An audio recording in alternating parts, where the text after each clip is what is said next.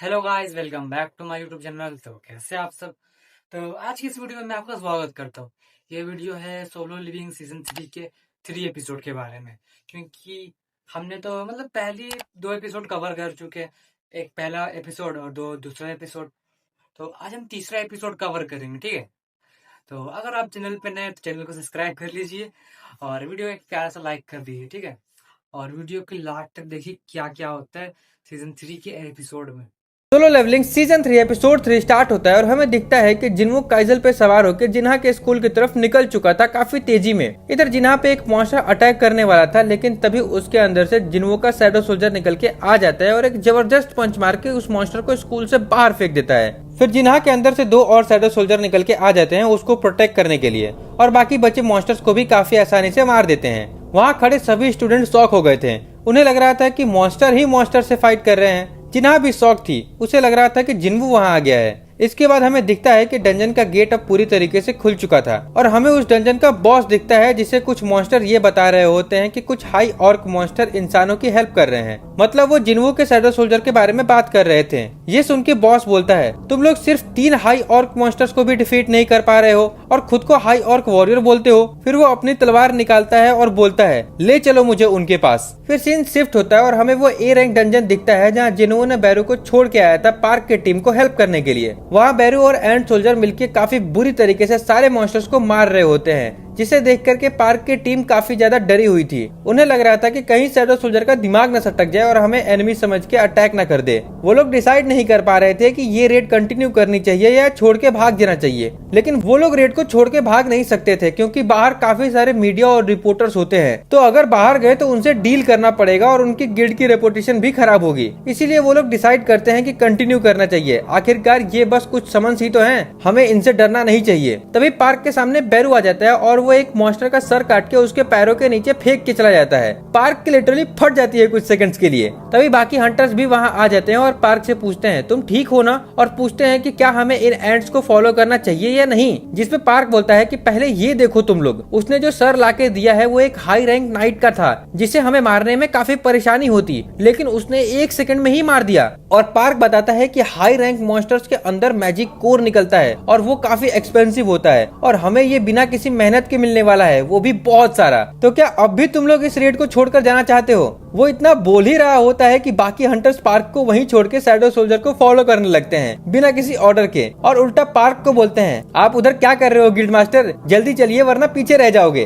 Park बेचारा सोचने लगता है कि क्या ही लालची टीम मेंबर्स मिले हैं मुझे। इसके बाद सीन वापस जिन्हा के स्कूल पे शिफ्ट होता है और हमें दिखता है कि फाइनली डंजन का बॉस जिन्हो के शैडो सोल्जर के सामने आ चुका था। बाकी के मॉन्स्टर उसके लिए चीयर कर रहे होते हैं। फिर वो अपनी तलवार से अटैक करता है जिन्हो के शैडो सोल्जर पे, पर वो उसकी तलवार को ब्लॉक कर लेता है। ये देख कर के बॉस इम्प्रेस हो जाता है और बोलता है, मानना पड़ेगा तुमने मेरी शॉट ब्लॉक कर दी, लेकिन अभी भी तुम बहुत वीक हो। और ये बोल के वो जिन्हो के शैडो सोल्जर को बीच से काट देता है, लेकिन वो नोटिस करता है कि वो फिर से रीजनरेट हो रहा है। ये देख के वो सोचने लगता है कि क्या ये कोई स्पेल है।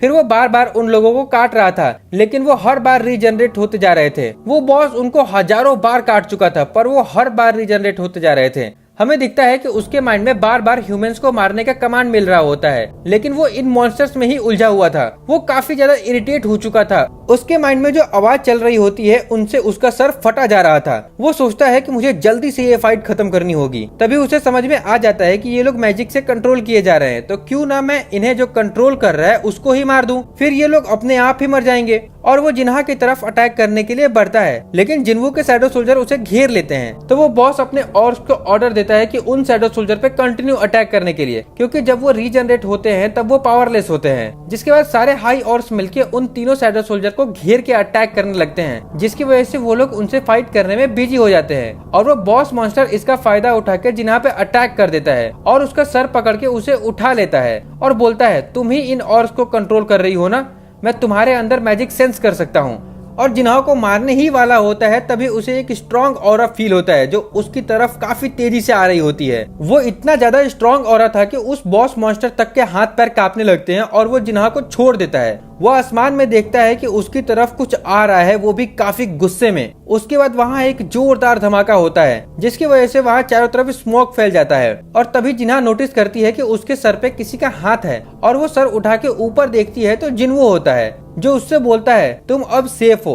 और इसके बाद स्मोक हटने पे वो बॉस मॉन्स्टर देखता है कि सामने कोई बहुत ही पावरफुल इंसान खड़ा है जो काफी ज्यादा गुस्से में है। वो बॉस जिन्हो को अपना नाम वगैरह बताने लगता है और बोलता है मैं रेड ब्लेड क्लैन का लीडर हूँ। लेकिन जिन्हो पूरे गुस्से में होता है और उसकी तरफ उंगली करके बोलता है तुम चुप रहो और शांति से वहीं खड़े रहो। मतलब भाई साहब इतनी गंदी बेइज्जती, ये सीन में तो लिटरली गूज बम्स आ रहे थे। मुझे पता नहीं कि मैं आप लोगों को ढंग से एक्सप्लेन कर पा रहा हूँ या नहीं, लेकिन मैं पूरी कोशिश कर रहा हूँ कि मैं अपने एक्सप्लेनेशन के थ्रू आपको वो फील करवा पाऊँ जो मैं फील कर रहा हूँ। अगर आपको भी इस सीन में गूज बम्स आ रहे हैं तो कमेंट में जरूर बताना, ताकि मैं समझ जाऊं कि मैं अकेला ही नहीं फील कर रहा हूँ।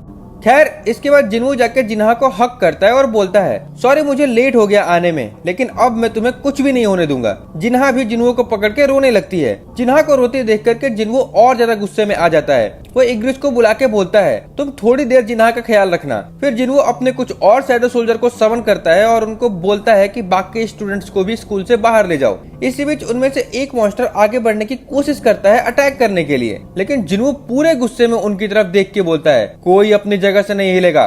फिर एक एक करके सभी स्टूडेंट को स्कूल से इवैक्यूएट करने में शैडो सोल्जर मदद करने लगते हैं। इधर डंजन का बॉस जिन्हो से बोलता है अच्छा तो वो इमॉर्टल और तुम्हारे सोल्जर थे, और वो पूछता है कि तुम आखिर कौन हो और तुम्हें हमारी लैंग्वेज कैसे आती है। लेकिन जिन्हो उसे कोई रिप्लाई नहीं देता, बस गुस्से में उनकी तरफ देख रहा होता है। ये देख के बॉस मॉन्स्टर समझ जाता है कि उसका कोई इंटेंशन नहीं है हमारे सवालों का जवाब देने में, इसीलिए वो अपनी आर्मी को जिन्हो पे अटैक करने के लिए बोल देता है। फिर सब मिलकर जिन्हो पे अटैक करने के लिए आगे बढ़ते हैं। उनमें से एक मॉन्स्टर को तो जल्दी मरने की चुल मची होती है। वो सबसे पहले जिन्हो पे अटैक करता है, लेकिन जिन्हो उसकी उंगलियों को घुमा के तोड़ देता है। फिर उसका हाथ पकड़ के और जोर से 360 घुमा के जमीन पे पटक देता है। फिर उसको घसीटते हुए आगे ले जाता है और अपने एक पैर से उसका सर को मसल देता है चींटियों की तरह। मतलब भाई साहब इतनी बुरी तरह से कौन मारता है। जिन्हो का गुस्सा देखने लायक था। मुझे नहीं लगता कि मैंने इससे पहले जिन्हो को इतने गुस्से में देखा हो। अगर आपको कोई सीन याद हो जिसमें जिन्हो इससे भी ज्यादा गुस्से में हो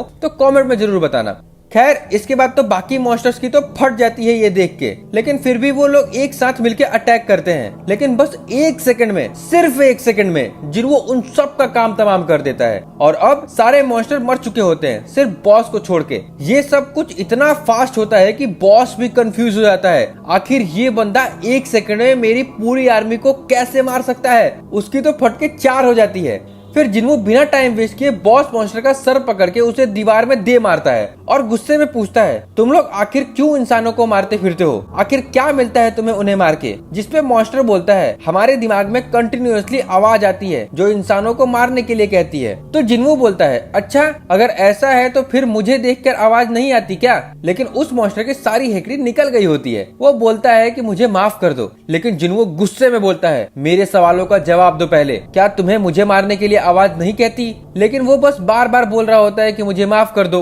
जिसपे जिन्हो अपने डैगर निकालता है और कहता है मुझे लगा ही था कि तुम्हारा दिमाग भी मुझे ह्यूमन नहीं समझता, लेकिन अब ये मैटर नहीं करता, मैं तुम्हें माफ कर दूंगा। हालांकि ये समझने की भूल मत करना कि मेरे माफ करने के प्रोसेस में तुम्हें कोई डर नहीं होगा। इतना बोलकर जिन्हो उसे मार देता है। इसके बाद सीन शिफ्ट होता है उस ए रैंक गेट में, जहां नाइट गेट वाले बेरू की मदद से काफी तेजी से डंजन क्लियर करते हुए बॉस रूम तक पहुंच गए थे। वहां उनका सामना अनडेड आर्मी के बॉस से होता है और उसके साथ 10 डेथ नाइट भी होते हैं। उनका बॉस काफी ज्यादा स्ट्रॉन्ग होता है। पार्क फील कर पा रहा था कि वो क्लियरली एक एस रैंक हंटर के बराबर स्ट्रॉन्ग है, इसीलिए उस बॉस को डिफीट करना उनके लिए इम्पॉसिबल था। और इधर हमें दिखता है कि उनके बीच से काफी सारे जॉम्बी मॉन्स्टर भी आ रहे थे। मतलब अब वो बाहर भी नहीं जा सकते थे। उन जॉम्बी मॉन्स्टर को रोकने के लिए एक हंटर वहां अपना स्किल यूज करके एक दीवार खड़ी कर देता है, लेकिन वो कहता है मैं इसे 5 मिनट से ज्यादा नहीं रोक पाऊंगा। सारे नाइट गिल्ड वालों की हालत खराब हो चुकी थी, लेकिन तभी वहां आते हैं हमारे बेरू भाई फुल स्वैग में। वो डंजन का बॉस बेरू को देखकर हैरान हो जाता है और कहता है मोनार्च का पर्सनल शैडो आर्मी आखिर हम पे क्यों अटैक करना चाहता है। इस पे बेरू बोलता है हमारे किंग ने हमें चुना है। लेकिन वो मॉन्स्टर बोलता है ऐसा नहीं हो सकता, मैं खुद पर्सनली जाके शैडो मोनार्च से बात करूंगा।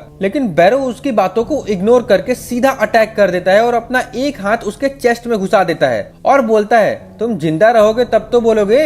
और इसके बाद उसका चेस्ट से एक क्रिस्टल निकाल के उसे डिस्ट्रॉय कर देता है, जिसकी वजह से वो बॉस तुरंत मर जाता है और उसके साथ जितने भी डेड नाइट्स और जॉम्बी मॉन्स्टर होते हैं वो भी मर जाते हैं। ये सब देख करके नाइट गिल्ड वाले भी शॉक हो गए थे। उन्हें विश्वास नहीं हो रहा था कि बैरू ने सिर्फ एक अटैक से इतना पावरफुल बॉस को डिफीट कर दिया। पार्क भी बोल रहा होता है कि मुझे पता था कि वो स्ट्रांग है, लेकिन इतना ज्यादा स्ट्रांग है ये नहीं पता था। अगर ऐसा है तो हंटर जिन्वो को डंजन के अंदर जाने की जरूरत भी नहीं पड़ेगी, उसके समन्स ही अकेले डंजन को क्लियर कर देंगे। पार्क सोच रहा होता है कि इन स्ट्रांग समन्स को कंट्रोल करने के लिए काफी ज्यादा माना लगती होगी और जिन्वो के पास तो पूरी आर्मी है। इसका मतलब वो अकेला ही हमारे कंट्री के बड़े बड़े गिल्ड से भी ज्यादा स्ट्रांग है। तभी पार्क को एक आइडिया आता है। वो अपने मैनेजर को बोलता है, हमें हंटर जिन्वो के गिल्ड के साथ अलायंस के लिए हाथ बढ़ाना चाहिए क्योंकि जिन्वो को हमारे गिल्ड की जरूरत है। लेकिन उसका मैनेजर कंफ्यूज हो जाता है और बोलता है, आज के रेड में जो हुआ उसे देख के आपको सच में लगता है कि हंटर जिन्वो को हमारे गिल्ड की जरूरत है? जिसपे पार्क बोलता है, लगता है तुम लॉ भूल गए हो। किसी भी डंजन में एंट्री करने के लिए मिनिमम 10 हंटर की टीम चाहिए और समन्स को हंटर में काउंट नहीं कर सकते, जिसका मतलब जिन्वो को मैन पावर की जरूरत है जो हम लोग प्रोवाइड करेंगे, जिससे हमें ना फाइट करना होगा और ना ही किसी तरीके का रिस्क होगा, सिर्फ प्रॉफिट ही प्रॉफिट। भाई ये नाइट गिल्ड वाले सारे लालची ही हैं। खैर अब सीन शिफ्ट होता है और हमें स्कूल के बाहर का सीन दिखाया जाता है जहां अब फाइट खत्म हो चुकी थी। स्कूल के बाहर बहुत सारे एम्बुलेंस होते हैं जो घायल स्टूडेंट को हॉस्पिटल ले जा रही होती है। काफी स्टूडेंट इस इंसिडेंट में तो मारे भी गए थे, तो उनके पेरेंट्स भी काफी ज्यादा रो रहे होते हैं। मतलब चारों तरफ मातम छाया हुआ था। फिर हमें चेयरमैन और जिन्वो दिखते हैं जो एक कार में होते हैं। चेयरमैन जिन्वो से बोल रहे होते हैं, इस इंसिडेंट में काफी स्टूडेंट मर गए, लेकिन ये कैजुअलिटी और भी ज्यादा होती अगर तुम वहाँ नहीं पहुँचते। तुमने फिर से एक बहुत अच्छा काम किया। फिर वो अपना फोन जिन्वो को देता है और उसे एक डाटा दिखाता है कि कैसे लास्ट 6 मंथ में कुछ ज्यादा ही गेट्स खुलने लगे हैं। हालांकि सरप्राइजिंग बात यह है कि सिर्फ गेट्स के नंबर इंक्रीज नहीं हो रहे हैं, बल्कि अब पहले से ज्यादा लोगों की पावर अवेकन हो रही है और हंटर की संख्या भी बढ़ रही है। ऐसा लगता है कि जैसे कोई ये सब परफेक्टली बैलेंस कर रहा हो। फिर चेयरमैन जिन्वो को कुछ डॉक्यूमेंट दिखाते हैं और बोलते हैं, जापान, यूएसए, चाइना, रसिया, फ्रांस, जर्मनी और भी बड़े बड़े नेशन तुम्हें अपने देश में बुलाना चाहते हैं और मुझे पता है कि कुछ लोग तुमसे ऑलरेडी कांटेक्ट भी कर चुके होंगे अब तक। अब इनमें से हंटर एसोसिएशन वालों के पास तो राइट नहीं है उन्हें रोकने का,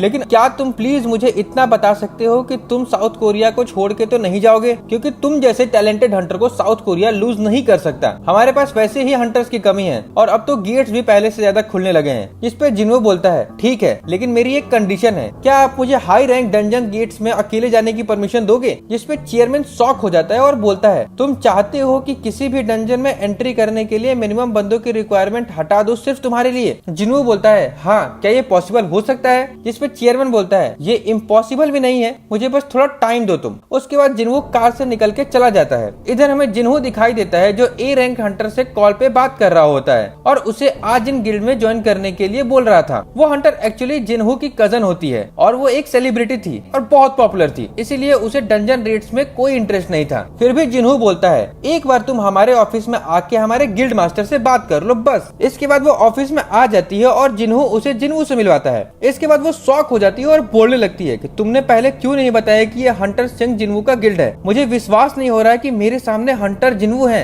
जिस पे जिन्वो बोलता है कि इसमें इतना सरप्राइज होने वाली क्या बात है, तुम खुद एक सेलिब्रिटी हो। जिन्वो भी हल्का शॉक होता है कि ये एक ए रैंक हंटर है। फिर वो उसे बोलता है, गिल्ड से रिलेटेड सारे डिटेल्स तुम्हें जिन्हो बता देगा। इसके बाद सीन शिफ्ट होता है हंटर एसोसिएशन के मीटिंग रूम में, जहाँ चेयरमैन बाकी एसोसिएशन मेंबर को जिन्वो के रिक्वेस्ट के बारे में बता रहे होते हैं और उसके लिए लॉ चेंज करने की बात करते हैं। बट इस चीज को लेकर के बाकी मेंबर तैयार नहीं हो रहे होते और सब बोलने लगते हैं कि जिन्वो एक एक्सपीरियंस हंटर नहीं है। और वो बोलते हैं कि क्या आप ये चाहते हैं कि हम हंटर जिन्वो को स्पेशल ट्रीटमेंट दें जस्ट बिकॉज वो स्ट्रांग है? जिसपे चेयरमैन बोलते हैं, हाँ, मैं उसे स्पेशल ट्रीटमेंट देना चाहता हूँ क्योंकि वो स्ट्रांग है और हम उसका डिमांड फुलफिल नहीं करेंगे तो कोई दूसरी कंट्री वाले कर देंगे और हम लोग दोबारा एक स्ट्रांग हंटर को खो देंगे। लास्ट टाइम होंग डोंगसू जैसे टैलेंटेड हंटर को अमेरिका वालों ने हमारे नाक के नीचे से लेके चले गए थे। अगर हम इस बार भी वही गलती करें तो हंटर जिन्वो को भी खो सकते हैं। इसके बाद अब सीन शिफ्ट होता है और हमें जिन्वो और जिन्हो दिखाई देते हैं जो कि एक गेट के अंदर जाने की तैयारी कर रहे होते हैं। उनके साथ कोई और नहीं होता, बस कुछ शैडो सोल्जर होते हैं। इसका मतलब था कि जिन्वो को अब अकेले रेड में जाने की परमिशन मिल गई थी। वहाँ पे चेयरमैन का मैनेजर जिनचुल भी होता है जो कि उन सब शैडो सोल्जर का माना नाप रहा होता है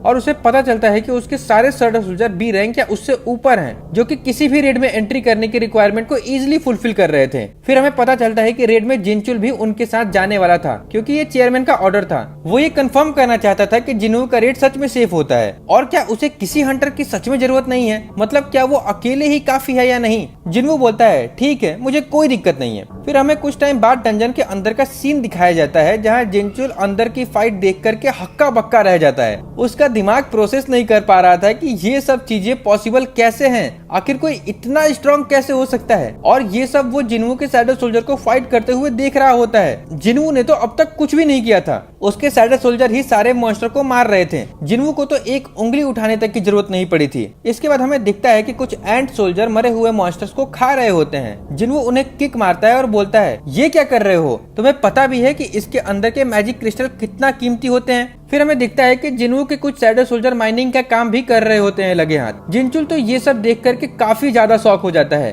क्योंकि उसने ऐसा कुछ पहली बार देखा था कि कोई हंटर इतना पावरफुल है जो अकेला अपने दम पे एक ए रैंक गेट को इजीली क्लियर कर सकता है और मॉन्स्टर की बॉडी को रिट्रीव करने से लेकर के माइनिंग तक अकेले करने की कैपेबिलिटी रखता हो, जैसे वो कोई वन मैन आर्मी हो। फिर हमें दिखता है कि वो लोग अब उस डंजन के बॉस के पास पहुंच गए थे। जिन्वू अपने सारे समन्स को वापस बुला लेता है। वो बॉस से खुद फाइट करने जा रहा होता है। ये देख करके जिनचुल जिन्वू से पूछता है, तुम्हारे शैडो सोल्जर इतने स्ट्रॉन्ग हैं कि वो अकेले बॉस को डिफीट कर सकते हैं, लेकिन फिर भी तुम खुद फाइट करने क्यों जा रहे हो? जिसपे जिन्वू अपने डैगर निकालता है और बोलता है, अगर सब कुछ उन पे छोड़ दूंगा तो मेरी स्किल्स कैसे इंप्रूव होगी। फिर वो आगे बढ़ता है और अपने एक ही अटैक में उस बॉस को डिफीट कर देता है, जिसके बाद जिन्वू का लेवल वगैरह बढ़ता है और कुछ स्किल्स भी अपग्रेड हो जाती हैं। जैसे अब शैडो एक्सचेंज वाला स्किल का काउंटडाउन 3 घंटे से घट करके 2 घंटे हो गया था। फिर जिन्वू उस बॉस को अराइज बोलता है और उसका शैडो एक्सट्रैक्ट कर लेता है। वो नोटिस करता है कि उसका रैंक इलाइट नाइट होता है, मतलब टस्क के जैसा, लेकिन उसका लेवल 13 होता है, तो इसका मतलब वो टस्क से थोड़ा स्ट्रॉन्ग था। वो ये भी नोटिस करता है कि उसका साइज छोटा हो गया है शैडो बनने के बाद, जो कि पहले कभी नहीं हुआ था।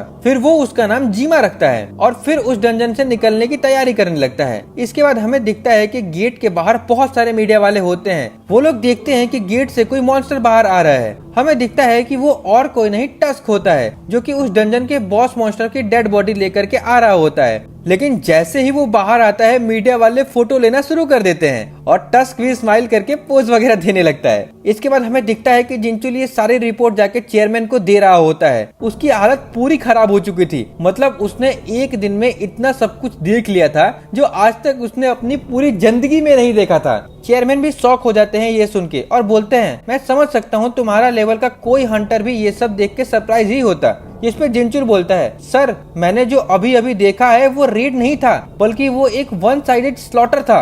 किसी भी मॉन्स्टर को अटैक छोड़ो, एक उंगली उठाने का भी मौका नहीं दिया जा रहा था। इतना स्ट्रॉन्ग है जिन्वू और उसकी आर्मी। चेयरमैन बोलता है, ठीक है कोई बात नहीं, तुम रेस्ट करो जाके पहले।